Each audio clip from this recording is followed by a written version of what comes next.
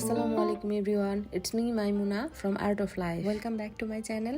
আশা করছি সকলেই ভালো আছেন। মনের সুপ্ত আকাঙ্ক্ষা থেকে আজ সকাল সকাল বেরিয়ে পড়েছি মদিনায় জিয়ারতের জায়গাসমূহ দেখবো বলে। আসলে যে কোনো সফরে আপনার জন্য শিক্ষণীয় অনেক কিছু থাকবে, দেখার মতো অনেক কিছু থাকবে। আর হজ বা উমরার সফর হচ্ছে আল্লাহর দেয়া অনেক বড় নেয়ামত। এখানে থাকা জিয়ারতের জায়গাসমূহ দেখে নিজের ভেতরে নতুন অনুভবের প্রাপ্তি অনুভব করবেন। আমাদের গাড়ি চলছে সুহাদায়ে উহুদে, যা উহুদ পাহাড়ের পাদদেশে একটি কবরস্থানের নাম। উহুদ যুদ্ধের সময় যে সমস্ত সাহাবীগণ শহীদ হয়েছিলেন তাদের কবর রয়েছে এখানে। আর ওই যে দেখা যাচ্ছে উহুদ পাহাড়, এখানে রাসূল সাল্লাল্লাহু আলাইহি ওয়াসাল্লাম যুদ্ধের সাজে উপস্থিত হয়েছিলেন শিরক ও কুফরের বিরুদ্ধে লড়াই করতে। যুগে যুগে অমুসলিমরা বলে থাকে তলোয়ারের জোরে ইসলাম প্রচার প্রসার লাভ করেছে, অথচ আপনি যখন ইতিহাসের পাতায় তাকাবেন তখন ঘটনা দেখবেন পুরো উল্টো। যুদ্ধের আয়োজনে ও সরঞ্জামে শত্রুরা সবসময় এগিয়ে থাকতো, কিন্তু বহুবার যুদ্ধ কৌশলে হেরে গিয়েছে মুসলমানদের কাছে। এবার আমাদের গাড়ি চললো মদিনার রহস্যময় এক জায়গায়, যে জায়গার নাম হচ্ছে ওয়াদি আল জিন তথা জিন পাহাড়, যা মদিনা শহর থেকে প্রায় 45 কিলোমিটার দূরে অবস্থিত।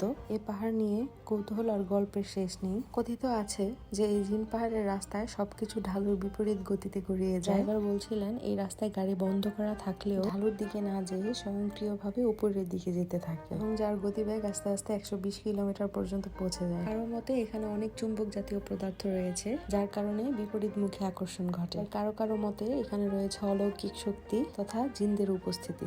এখন আমি আমার নিজের ব্যক্তিগত অভিজ্ঞতা শেয়ার করব। আমি একটি পানির বোতল নিয়ে ট্রাই করি এবং গাড়ি দিয়েও ট্রাই করি। আসলে দেখে আমার যা মনে হলো, অবাক হওয়ার মতো তেমন কিছু নেই। যেদিকে আংশিক ঢালু ছিল সেদিকেই পানির বোতল এবং গাড়িটি যাচ্ছে। আরেকটি কথা, জিন পাহাড়ের সাথে ইসলামের ইতিহাসের কোনো সম্পর্ক নেই। যারা শুধুমাত্র ইসলামের ইতিহাস জড়িত জায়গাগুলোতে যেতে চান, অবশ্যই তারা এজেন্সি বা ড্রাইভারের সাথে কথা বলে নেবেন। মক্কা মদিনা উভয় জায়গাতেই জিয়ারতের জন্য কাছাকাছি যে সমস্ত জায়গাগুলো রয়েছে সেখানে সময় দেওয়া হয় সকাল 7:30 থেকে দুপুর 12:30 পর্যন্ত। এবার চলে এসেছি একটি খেজুর বাগানে। মদিনা মানেই খেজুর বাগান। রাস্তার দুই পাশে অনেক খেজুর গাছ দেখেছি।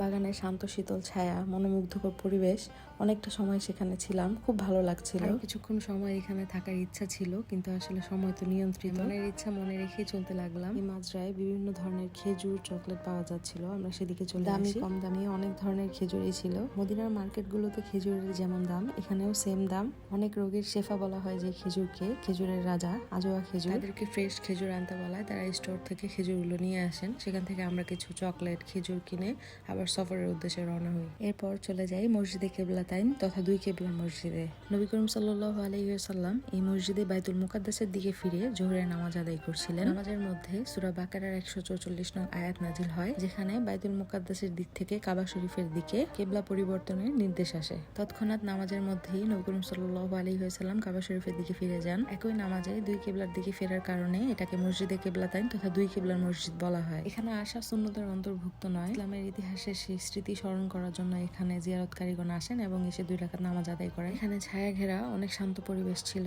এই ঐতিহাসিক স্থানে অপূর্ব এক প্রশান্তি ও স্থিরতা অনুভব করেছিলাম, যা মনে রাখার মতো। এরপর গাড়ি চললো মসজিদে কুবার দিকে। বিশাল জায়গা জুড়ে মসজিদে কুবা। রাসূল সাল্লাল্লাহু আলাইহি ওয়াসাল্লাম যখন হিজরত করে মদিনায় আগমন করেন, তখন কুবা এলাকায় 14 দিন পর্যন্ত অবস্থান করেছিলেন এবং উট বাঁধার স্থানে নিজ হাতে সেখানে মসজিদ নির্মাণ করেন। মসজিদে কুবা হচ্ছে রাসূল সাল্লাল্লাহু আলাইহি ওয়াসাল্লামের হাতে নির্মাণ করা মুসলমানদের প্রথম মসজিদ। মসজিদের ভিতরে একসঙ্গে 20,000 মুসল্লি নামাজ আদায় করতে পারেন। কখনো সোয়ারিতে, কখনো বা পায়ে হেঁটে রাসূল সাল্লাল্লাহু আলাইহি ওয়াসাল্লাম মসজিদে কুবায় আসতেন। ইসলামের অনেক স্মৃতি জড়ানো জায়গা হচ্ছে মসজিদে কুবা, তাই এখানেও জিয়ারতকারীগণ উপস্থিত হয়ে 2 রাকাত নামাজ আদায় করেন।